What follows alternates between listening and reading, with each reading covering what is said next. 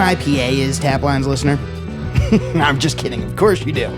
The India Pale Ale wasn't the first style to make it big in American craft brewing, and American craft brewers didn't actually invent it. But over the past decade, IPAs have dominated the hearts, minds, and fridges of the beer-drinking public. Some people joke that the acronym stands for immediate profits ahead because of how much of a sure thing it is in this business. But today, we're going to be talking about an IPA that sure wasn't. Late in the 10s, which I guess would be the teens, whatever, the decade that came after the aughts, Kim Sturdavant was brewing at Social Kitchen and Brewery in San Francisco when he developed a new kind of IPA, a crisp, dry, pale varietal he christened Hop Champagne. Thus, the birth of a promising substyle to craft brewing's most popular and lucrative parent style. Sturdavant called it Brut IPA, a nod to the sparkling wine that this new beer recalled. Brewers in the Bay Area loved it, and drinkers seemed to, too. Sturdavant had high hopes for the substyle's future, but just a few years later, Brut IPAs rarely earn mention from craft brewing enthusiasts, let alone casual drinkers. And if they do, it's often in the form of a punchline. What happened? Well, that's what Sturdavant joins Taplines today to talk through. It's Kim Sturdavant, it's Hop Champagne, it's why Brut IPA never hit it big, and it's all right here, right now, on VinePair's Taplines. Yes, here we are with Kim Sturdavant. Kim, welcome to Taplines. Thank you. It's an honor to be here. I haven't done an interview in a minute, so this is fun. We're interviewing you today, Kim, of course, because we look forward to the conversation. We always have such great conversations with folks in and around the beer industry here on Taplines, but we're interviewing you specifically today for an invention that you stumbled into, you came upon. We're going to hear about the genesis of a style of beer that I think was a bit of a blink and you'll miss it for a lot of people, but nevertheless was influential in its own way for that era in the craft beer industry. I'm talking, of course, about Brut India Pale Ale. Kim, you're known throughout the country, throughout the world, perhaps. I don't know. Are you international these days? Do they recognize you when you're overseas as the inventor of Brut IPA? Yeah, for sure. Honestly, in the beginning of the Brut's sort of blossoming into recognition, it was brewers from other countries that especially were reaching out to me, like Russia, South Africa, Brazil. Pretty quickly. So that was one of the surprising things about it, I guess. It was a pleasant surprise. That is pretty surprising. Okay, so Kim, you were brewing where did the Brut IPA? Well, you know what? We should probably start. Hang on, listener. I'm so sorry. I've jumped the gun here. Kim, thanks for your patience. We should start. Let's begin at the very, very beginning, if we could. For our listeners who may not be aware, this is a beer podcast, not a champagne podcast. Kim, would you mind just giving folks a working definition of Brut? Yeah. It was basically the goal of it was to make a IPA that was Wester than West Coast and super dry, and kind of take this balance that a lot of brewers in California had already been playing with, especially down in San Diego, but in the Bay Area, breweries like Russian River, Faction is another one, are known for making IPAs that are just really lean, really crisp, really dry, with the goal of kind of getting all the malt out of the way to let the hops really, be on full display. And so this was my little twist on that approach to making IPA, and pushing that method or that strategy, I guess, like to an extreme. Mm-hmm. And so my definition of it basically is you want the color to be as light as possible, ideally even lighter than a Pilsner. That was something I was always going for. And so the use of adjuncts like corn or rice in the grist was really my preferred method. I didn't require it, but I think that it's a good idea to do that just to really emphasize what it is. And getting the beer really dry, which could use enzyme or even just mashing techniques or certain types of malt maybe even adding something like dextrose or unfermentable sugars, but trying to drop that finishing gravity below what would be typical in a beer, especially a beer of that style. Those are my two main criteria. The last was that it had to be really delicious because they're hard to make actually taste good. There's a lot of challenges that people faced as the style started to evolve. So yeah. Well, we're going to talk about those challenges, but before we do that, thank you for clarifying, listeners. Hopefully, you understand a little bit more about the style of beer that we're going to be discussing here today, and we already are discussing here today. I mean, like I said, maybe a little bit of a blink and you'll miss it moment in the brewing industry. It definitely had a moment, but for casual consumers who weren't paying close attention, or drinkers who were just beginning on their journeys, they may not have come across Brut IPAs, yours or other brewers IPAs either. So thank you. With that, Kim. Typically here on Taplines, I like to hand over the Taplines time machine to the guest to take us back to a year that they think this story needs to begin at. And so if it were up to you, if you could take us back to a specific year, when, in your mind, does this story begin? 2017 is when I brewed the first one. And I had been thinking about it a while before because I was using the enzyme in really strong beers, using it in my triple IPA for a couple of years, I think, before I finally got around to kind of formulating this new concept in my brain and actually executing it. So late 2017 was when I brewed the first one. I named it Hop Champagne just to really drive home like what I was going for. Right. And in our Instagram post, this was at Social Kitchen and Brewery, and that Instagram account's still active actually. In the post, I'm calling this an extra Brut IPA. I really want to emphasize that this thing is super dry, really pale in color, really, sparkling and effervescent. And just kind of like hitting home that concept in those two ways of calling it a Brut IPA, naming the beer Hop Champagne, raised a lot of eyebrows locally with other brewers. And so it only took like a week or so for many of the, my good friends in the Bay Area to kind of pop over to the pub and taste it and see what was going on. And I think soon after that, we had a Brewers Guild meeting, and I brought a growler, to there, and was just kind of showing everybody what was going on. And pretty quickly, other brewers in the Bay Area were like making them as well. They wanted to kind of jump on the party, and I was like, if we all call it the same thing, I think there's a chance, maybe it'll get some recognition and some attention, and it'll take off. So that's what happened. We had a local writer for the SF Chronicle, Alyssa Pereira, and she wrote this great article that was really well researched and well written, and once that got published, that's when it really took off. So you get some ink in the local paper, the Cron, a venerable local newspaper out there in San Francisco. So Kim, what were you?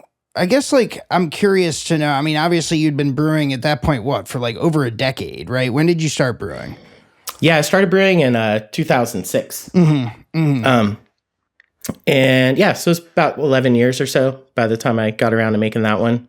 So the industry you'd already seen the industry change dramatically in the time you had been in the business by the time 2017 rolled around, right? I mean, your 2017 is I'm thinking back here, gosh, that was 7 years ago. I was just covering the space as you were working in the space, but 2017 was close to what we would later come to think of as the zenith, and not just think of it. I mean, you can see it in, the sales velocity, the sales data, and just the growth of the number of breweries in the country. That was the top of the boom almost, right? There was still a tremendous amount of momentum and excitement out there. IPAs in particular as a style just seemed even more untouchable than they are today. I mean, they're still, well out in front as the most popular and best-selling style in the country. But I'm curious if you could characterize for our listeners a little bit about what people were drinking in your in your milieu at the time, in your direct, sort of sphere of influence out in San Francisco? I mean, obviously, you, I'm sure, had your own taste, but like, what was the dominant style of the day? Was it West Coast IPA? Like, what do you remember people drinking before Brut came along? That's a great question. Yeah, I mean, I agree with you. I think 2017, if we were to put like a year on kind of the pinnacle of where modern craft beer has reached, I think that's a good year for it because everyone was just still so excited. Things were still growing. Yeah. People were, the consumers were finally kind of coming around to being nerdy enough that they understood all the different hop varietals or wanted to try new combinations, or if a new hop came out, and a local brewery's like, hey, we got this cool new hop from New Zealand, people would show up to drink it and see what was going on. They wanted to be the first on the block.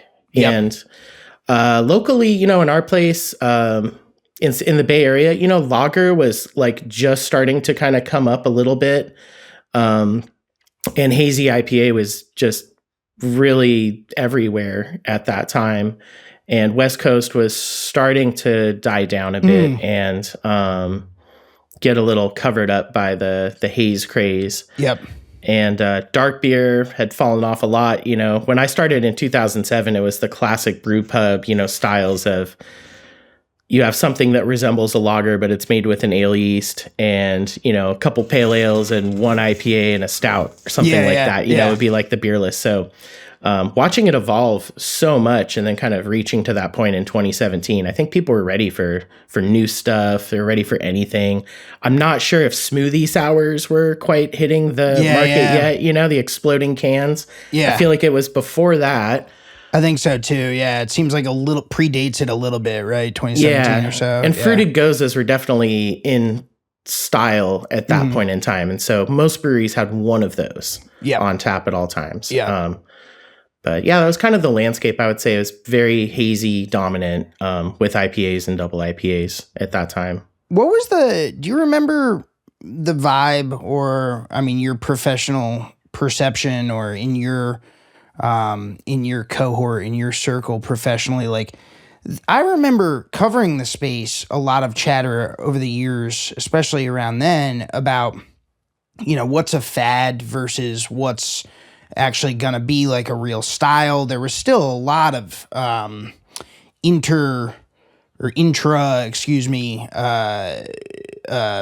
industry sort of spatting around that, or at least like some jockeying around that. And people still had really strong opinions about the shape this market should take and sort of how brewers should define beers to customers. Obviously, you saw a lot of this with the Brewers Association putting its flag in the sand in 2017, that year, I think, with the seal of independence as, sort of a way of defining it from an ownership standpoint. But there was also a lot of, at least as I remember it, a fair amount of, sort of back and forth about, what styles do we need to be putting forth to the customer? How should those styles be defined? How can we, communicate around these things? I say all that to say this. Sorry for the rambling question here, Kim.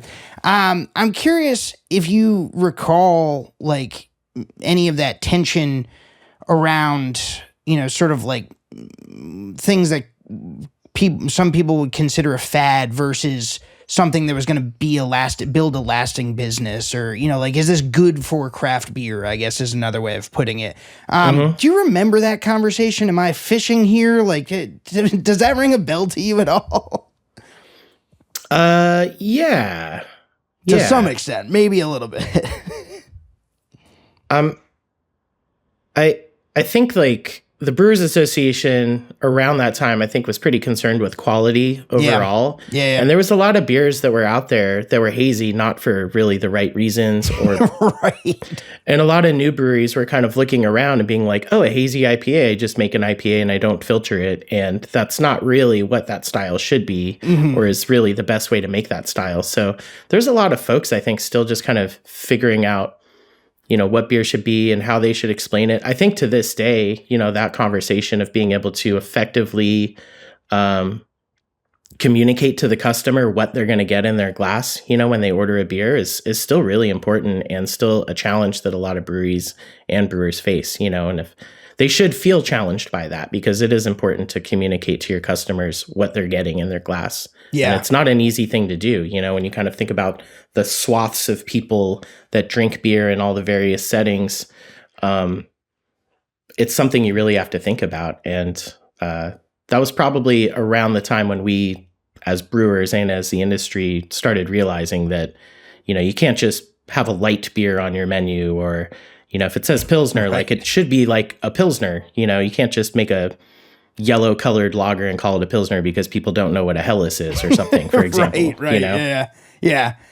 I mean, that's well answered to a stumbling and fumbling question. I think that's a good way of transitioning back to that, moment at social, is it Kitchen and Brewery or Brewery and Kitchen? I'm sorry. Kitchen and Brewery. Yeah. Thank you. Okay. I just call it Social Kitchen. There we go. Generally. Social's too generic of a term. Yeah. Social Kitchen's a little different. Yeah. Well, so this is a good way of getting back to, this moment of innovation at Social Kitchen and Brewery that you had in 2017, late 2017, when you come up with the recipe for, and you brew the batch of hop champagne as you described, and put it out into the world as an extra brut IPA.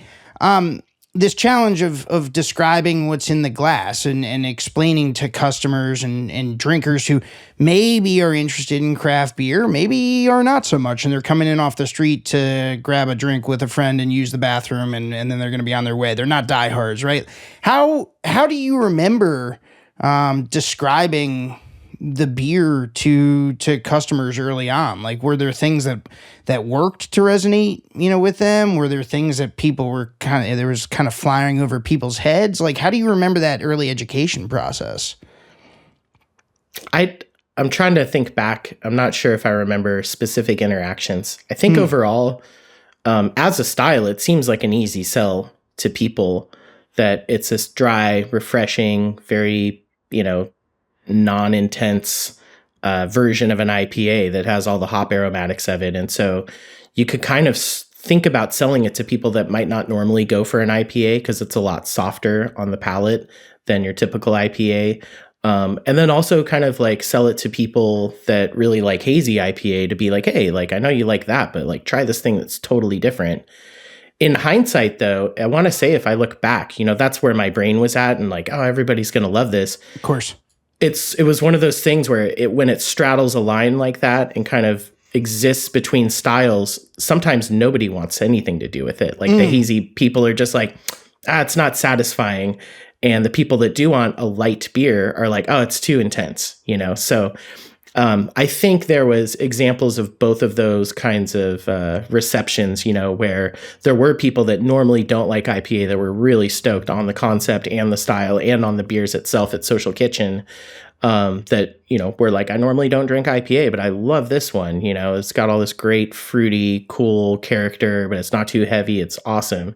And then, also people that came in and were like, it's not for me. I'll just get your hazy, instead. Like, give me the double. Like, people wanted a lot of flavor back then. Yeah. I think we're coming back around now, where people are more like, let me just get a proper balanced beer that I can drink multiple of. Yeah, I think that's definitely true. I mean, we're recording this in April 2024, and I feel like Brewbound just published a piece the other day. This is, like I said, April. It was like, this might actually be the year of craft lager, and obviously that's an an industry joke that's been going on for years and years. It's like, we've been saying that forever. This is going to be the year. It is happening, though. Yeah. But I do agree that it is, it's coming around. How did hop champagne sell early on? Do you remember how it performed from a sales perspective? I think it sold as well as our other IPAs. Mm-hmm. Social wasn't like the hippest place in town. We were just kind of like a brew pub with minimal resources for marketing and advertising and stuff like that. So it was pretty much neighborhood, word of mouth, and Instagram, were the ways for us to raise awareness. And then we used a wholesaler for all our distribution. And so using a wholesaler, you sort of have to like dumb down your products a little sometimes, so that their salespeople can then approach all of their accounts, and their accounts can approach all their customers. So you sort of lose that it turns more into a game of telephone, and you lose the ability to tell these more complex stories. Yeah. When you do use a wholesaler, for better or for worse. And so as I recall, it sold as well as our regular IPAs. There was a handful of accounts in the city that were really excited, to get it on tap and be, one of the first bars to have a brewed IPA. And there were definitely people coming from other parts of the city that we normally wouldn't see that were there to drink that beer. But, none of our beers, I guess is what I'm saying, is like we're like flying off the shelf. We weren't like the cool brewery in town, you know, with like an awesome marketing team, and we didn't even have the ability to can at that facility. So for all those reasons, I think that's part of the reason that Brut never really, people were always a little confused as to what it was, is we didn't really make a ton of it, and we weren't able to package it into an off-premise vessel like a can. And get it, have people like ship it to New York or whatever, to trade for a can of Trillium or whatever they do out there. Right. Send it back this way. Yeah, I mean, it seems like there's a corollary or like a loose corollary, or maybe the inverse, when you look at the trajectory of something like Heady Topper, right, that comes out of the Alchemist in Vermont. It's around, I forget when they introduced it, but it came of age and first started gaining traction when the craft brewing industry was much younger.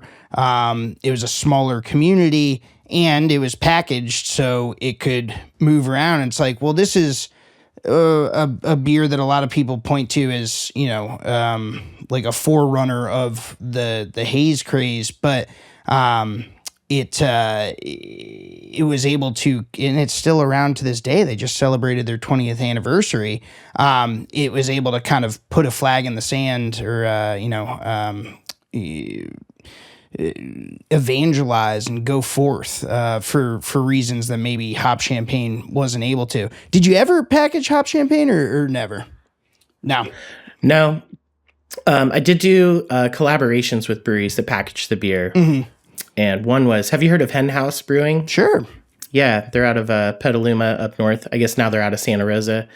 But I'm really good buddies with all those people, and we've been big fans of each other's beers for a long time. And at that time, they were one of our wholesale partners. So they were selling our beer in parts of the Bay Area that our other partner did not. Yep. And we did a collab with them called The Third Volume. And it was the third time, we had collabed together. And the concept of it was to bump the carbonation level up to 3 volumes of CO2. So you get it like really spritzy. And we just put the entire run into cans. So we didn't have to worry about bars getting kegs of beer that was like super highly carbed and, pouring foam and stuff. So the whole concept was they got this badass new canning line that could counter pressure fill cans, which means you can get the carbonation level super high and still package it successfully. And that turned out awesome. I think that was a lot of people's favorite brewed IPA that they ever tasted. And it's too bad we weren't able to like, I don't know, make that like a Heady Topper of the West Coast or something. Yeah. We should have kept making, I should have pushed them to keep making it because they were all in love with it and it turned out really good. It would have been a fun one to get out. So that was probably the most exposure it got from the Bay Area in the early years. Later on, Sierra Nevada made brewed IPAs or spring seasonal, though. I think that was 2019. I remember that. Yeah. What was that like? Did you talk to them? Did you have any dialogue with? Yeah, you heard from them? Yeah, Ken Grossman just cold called me one morning. Really? My phone's ringing. And I look at the ID, and it's like Sierra Nevada. And I'm like, okay, I'll pick this up. And yeah. It's like, hey, is this Kim Sturdavant? This is Ken Grossman. And I was like, wow. He got my number. He knows people that knows people. And he just wanted to give me a heads up so I didn't see it on the shelf and be like, damn it, they owe me money or something like that. Yeah. I mean, well, that was it's a shared idea. Yeah, but that was still a pretty decent move on his part. I mean, it was super cool. Nice courtesy. Yeah, I really appreciated it. I was very grateful to him that he called me up and started picking his brain immediately to see how Sierra Nevada was approaching the puzzle of Brut IPA. Yeah. Well, Ken is a guy who we've had on the show before. Taplines listener, if you're interested, go back and check out our episode with Ken Grossman, we talked about New Albion Brewery as sort of a early and important and influential brewery for so many budding brewers at that time, including Ken himself. But I say that to say that he obviously has both enjoyed the benefits of being surrounded by creative brewers over the years, and wanted to make sure it sounds like he didn't step on your toes by making sure you got the heads up that Sierra Nevada was going to do that. What did that feel like? Did that feel like it was going to be a breakout moment? Like, did you feel like there might be because we talk about, sort of building styles in the business. People talk about, category building and for better or worse, bigger brands bear the load on that, right? I mean, a style gets a lot more legitimacy when a brewer like Sierra Nevada comes in. I mean, going back 40, 50 years, that used to always be the case with the big macro brewers, right? Like, everything was a fad until Anheuser-Busch did it. Then it was a trend, and obviously the dynamics are different in the craft brewing industry. But I'm curious, like, when Sierra Nevada came in, do you feel like it was, a validation of your efforts? Like, what did that feel like to you as someone who had been kind of dabbling with this and put it out there and was getting some pickup? And then this big brewer, one of the biggest in Brewers Association defined craft, or in the country for that matter, came along and said, "Hey, we're going to do one of these." Yeah, validation is definitely the right word. It definitely validated that, this wasn't just some idea that I had and I was crazy, and, like Chicken Little being like, "Hey, I got this new beer. It's a new style," and everyone's like, "Yeah, right, sure." No, it was definitely a big milestone for the style, and probably, in my opinion, probably the biggest moment for that style was for Sierra Nevada to make it their spring seasonal in 2019. I think was a big accomplishment, even though I just came up with the idea, but the fact that they liked that idea enough and saw enough, I guess, like curiosity in the market for it, that they put it through their whole process of R&D and, making it a big campaign. I was super flattered that they decided to do that. And the beer turned out really good too. It was, I think, one of the better ones. Yeah. When does it, I mean, we talked about this, the Brut IPA sort of trend or trendlet, however whatever you want to call it. I mean, we talked about, sort of the dominant style at that moment was really starting to be hazy IPAs. You were starting to see that come on real strong. People call them New England IPAs, juicy IPAs, whatever. But it strikes me that Brut IPA was like kind of, I mean, at odds isn't even the right word because they weren't really competing, but like it was basically like, I mean, it was still within the IPA style, but more or less the direct opposite, right? Like super, super clear, super light, super carbonated in a way that, a lot of hazy IPAs are a little, rounder and softer. Do you think people just didn't understand it? I mean, because as we've sort of talked around and I've sort of flicked at and earlier in this conversation, it got some traction and brewers were excited about it. And obviously, like, there are brewers in the Bay Area and also nationally, like other people picked it up.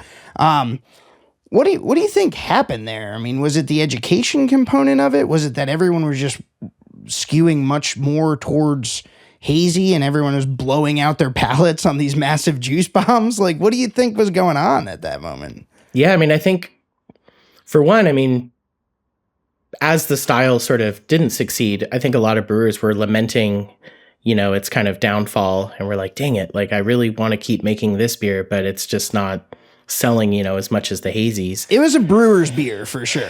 Yeah. It was like, if lager does become like a big trend and brewers are all pushing it and the consumers are like, like if I wanted a lager, I'd just drink a Pabst. And we're like, but wait, like Pabst is totally different than, and to the, just in one ear out the other or something.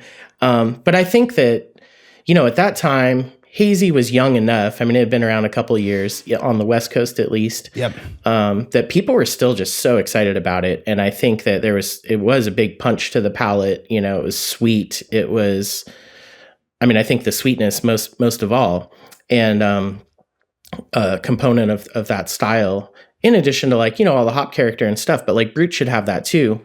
But I think people were basically, if they were going to pay, $7 for a pint or whatever it was at the time, they wanted like the hazy was just more satisfying to them. I think it's what they were expecting when they wanted to go out and drink craft beer.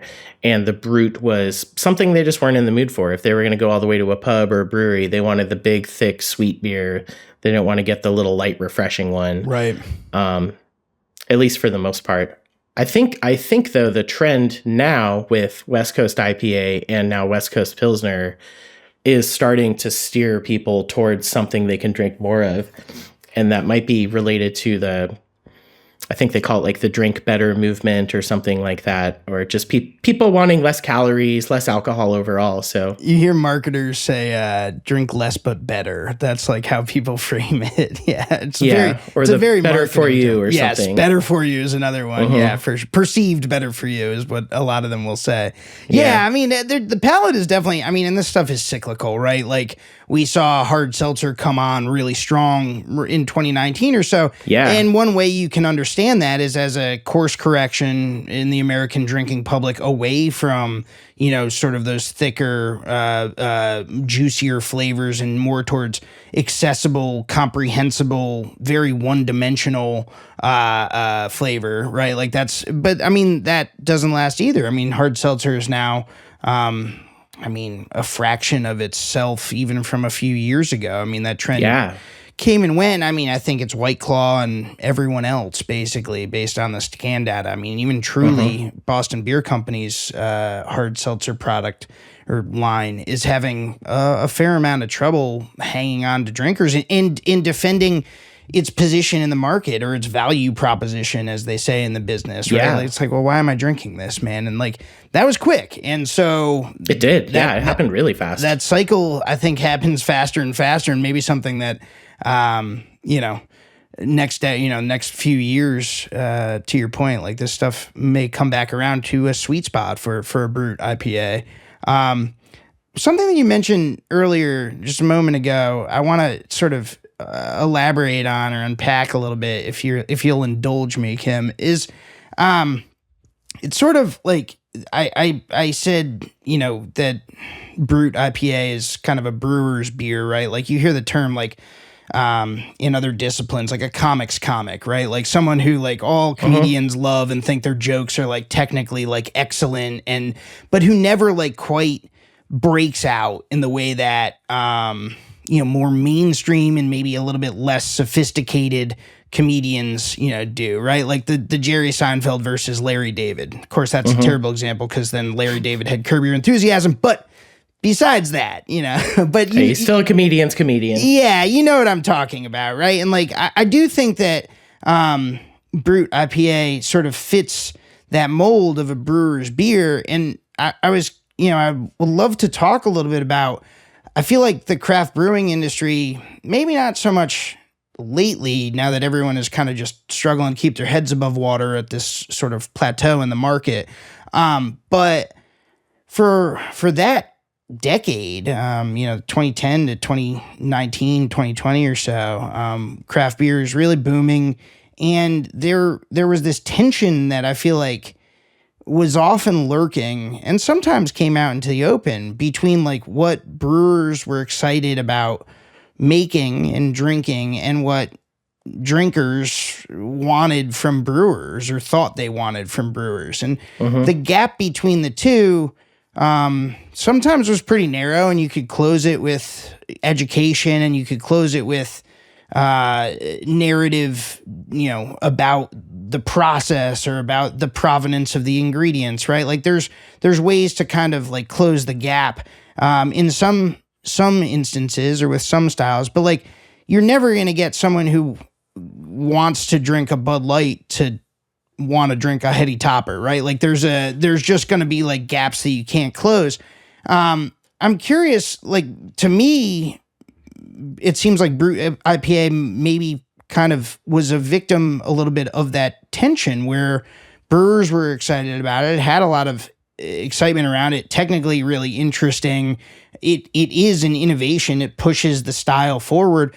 It checks all these boxes, and yet like the uptake or the pull from drinkers never really got to the point where, you know, it became a lasting style. Can you talk a little bit about working in that tension? I mean, you were doing it in 2017. You were already in the business for a decade, and you've been in the business since. Like, tell me a little bit about how that tension or that dynamic or dialogue has evolved over your time as a brewer. I think I always think back to a trip I took to England in 2010, and I was hanging out with a brewer in the Kent region, which is where all the hops are grown. And he lives in this little town called Ramsgate, and the brewery is called Gads of Ramsgate, and they make incredible beer. And it's a modern brewery, but they make classic English styles. There's a lot of American craft breweries in England at this point in time, but back then that was still kind of a new thing. Yeah. Like Thornbridge was just kind of up and coming. They're like a really big name in the English craft beer scene. But he was talking about, I mean, I think almost 100% of his product was served on cask in local micropubs.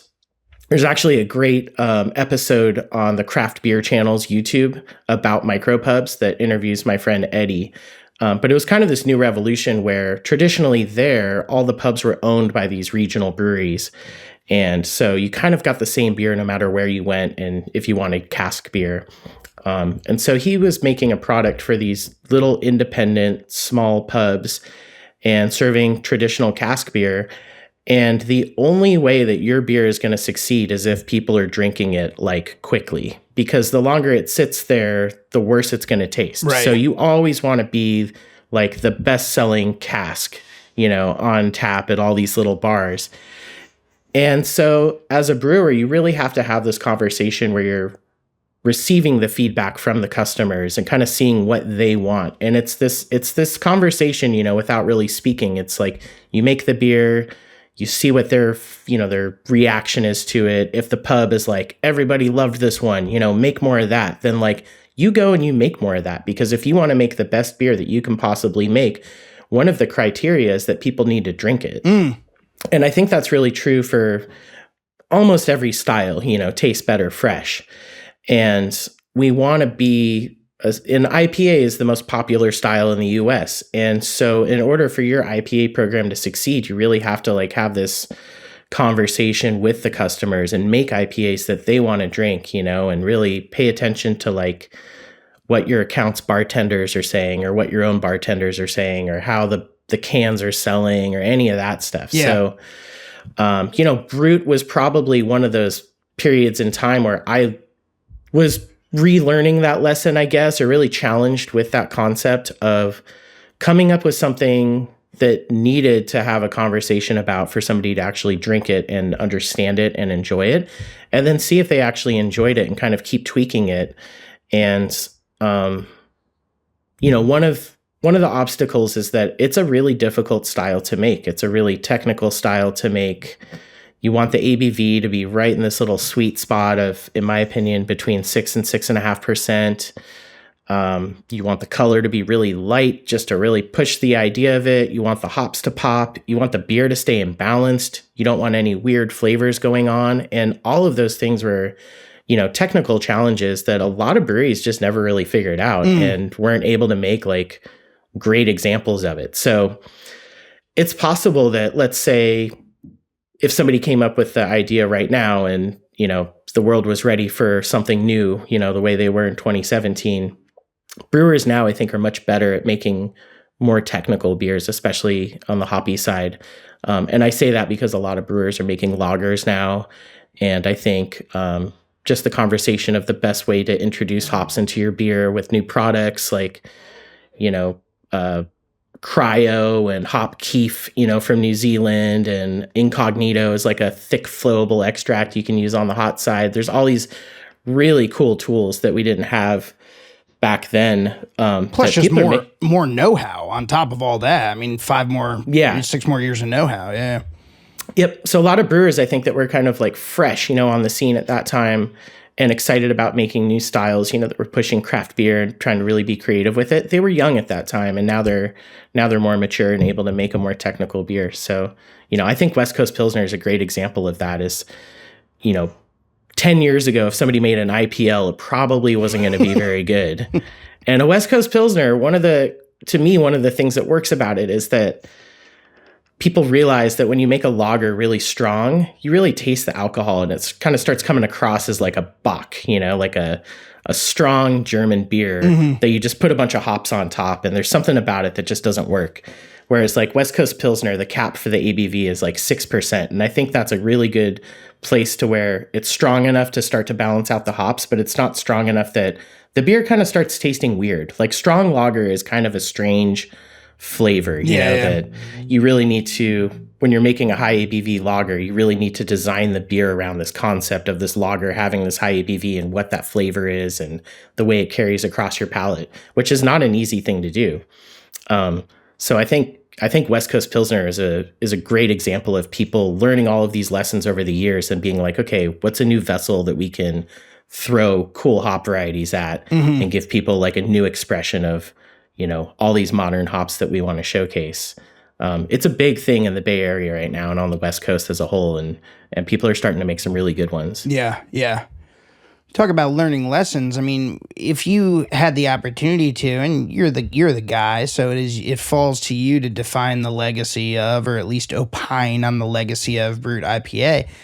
Is there a coherent legacy of this style as far as you're concerned? I mean, I don't want to make it out to be a eulogy. It might come back. People might start brewing it again. There's nothing stopping anyone. But for now, it's had its moment. And how do you view, what is the lesson that you feel like people should take away or could take away from Brut? What lesson do you take away from Brut IPA? I think, kind of going back to, as a brewer, you can't necessarily make the thing that you want and expect the customers to be excited about it. And I feel like we kind of did that as an industry. And we wanted it to work. We're like, let's make a lighter IPA. Yeah. And the industry just wasn't ready for it yet. So I guess one of the lessons is just kind of the ebbs and flows of trends and like what the market's ready for, and how I do think that the concept of a very dry, refreshing, hop-forward beer was ahead of its time. Even though it's something that people have been doing for a long time. Like I said, locally, like Russian River and Faction were two breweries that made really good, lean, dry IPA. I think pushing it to that next extreme is something that's starting to happen right now. I'm seeing more West Coast IPAs brewed with lager yeast with the intention of lightening the body and making it even crisper, and West Coast Pilsner. So it's just the ebbs and flows of trends and kind of knowing what the market's ready for, and then knowing how to explain it to the market and kind of introduce it to them in the right way to kind of get it to stick. And, I think there is a modern trend of kind of extra crisp, hoppy beer that is just in its infancy and really starting to get some traction. Do you see a future for Brut IPA? I mean, like I said, it's not like people couldn't start making it again. I mean, what do you think? Yeah. I think that in a way, people are already making them, but kind of calling them something else. Yeah. But I do think it's possible. I don't know if it's going to happen, but I think it could be possible that the actual moniker will be reapplied, to modern, very light colored dry IPA. Yeah. And it might even at first be as a joke, like some well-known hype hop forward brewing company is going to be like, you know what? We've been enjoying how dry our West Coast Pilsners are, and we've really enjoyed making, West Coast IPA super dry, and we're just going to push it a little bit further and call it a Brut, because what the heck. And maybe by then the kind of the negativity around the style will have worn off and people will be ready for it again.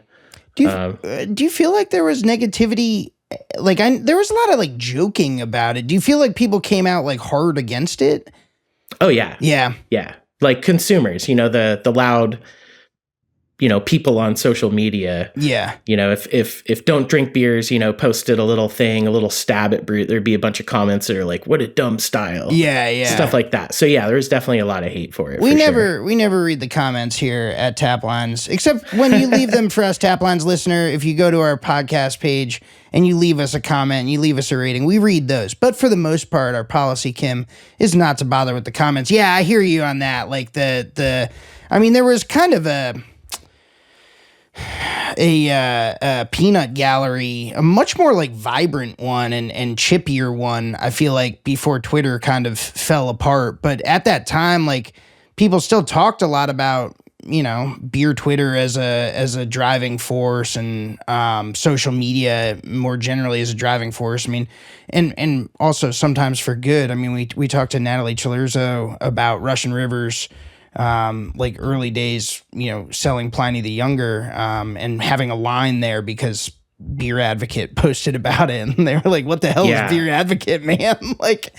So there were some good things to come out of it too. But yeah, I mean, it was obviously also a forum for kind of lowest common denominator, mean-spirited critique. So I hear you there. But did you mostly attribute that to consumers?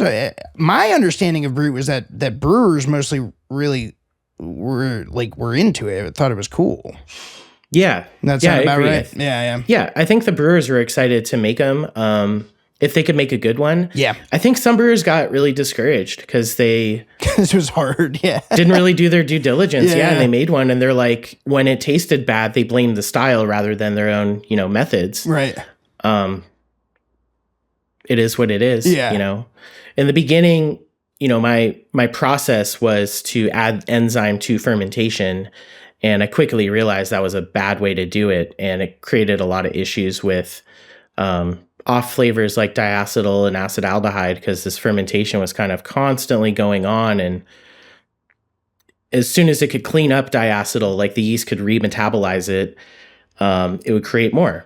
And so it's this very strange character from that. But my hunch was also that the enzyme was actually chewing away at hop sugars and hop oils themselves and reducing the aroma like tremendously and giving the beer this really sort of unpleasant stale quality, aside from like the technical off flavors that it had. And unfortunately, in my early interviews, I was like, here's how I'm doing it. And a lot of brewers were like, okay, I'll just add enzyme, to the fermenter, and it's really simple. And it didn't work. They weren't making very good examples of it. Yeah, and I think they got discouraged, and they're like, the style's dumb. Yeah. Let's not do it anymore. Whereas in my brain, I was like, I came up with this idea. It's taken off. Like, let's experiment a bunch and let's find the best application for this and find the best method for this. And so I spent a lot of time, in the early days kind of doing these experiments on like different techniques of adding the enzyme and kind of formulating the recipes as well. And even at Pacifica, I made a couple of them there, and I was still kind of like experimenting with the process of making the best one. And, the ones I made there were awesome. They were like spot on for what I was trying to go for. They were super dry, nice and clear, just bursting with hop character and really refreshing. And it was good. The ideal paradigm of what a Brut IPA should be. Mm-hmm. Yeah. It took a long time to experiment and come up with that. And I think that for that particular style, there was just so much experimentation necessary before people could make a good example of it. And people just didn't have time for it. They're like, let's just make some other beer. Yeah. I think that's a good place to leave it. Kim, thank you so much for joining us on Taplines today.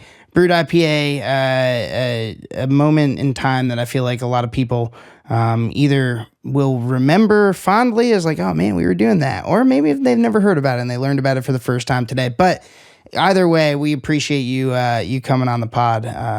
Glad to have you, man.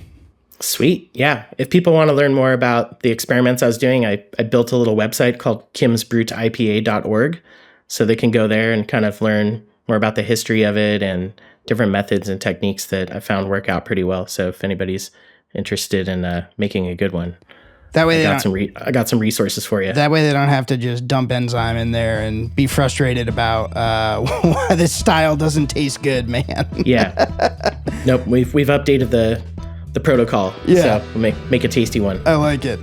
All right, man. Thank you again for joining. Yeah, thanks, Dave. It's been super fun to talk to you. Cool. Taplines is recorded in Richmond, Virginia, and produced by yours truly and Darby Seaside, who, along with the talented Shane Farrick, composed our delightful soundtrack. Just listen to it. I also want to give a quick shout out to the entire VinePair team, and especially co-founders Adam Teeter and Josh Mellon, editor-in-chief Joanna Sherino, managing editor Tim McCurdy, and art director Danielle Grinberg, who designed our lovely Taplines logo. And of course, a big thank you to you, yes you listener, for spending time with us week in and week out. We literally couldn't do this without you. I'm Dave Infante, and I'll catch you next time.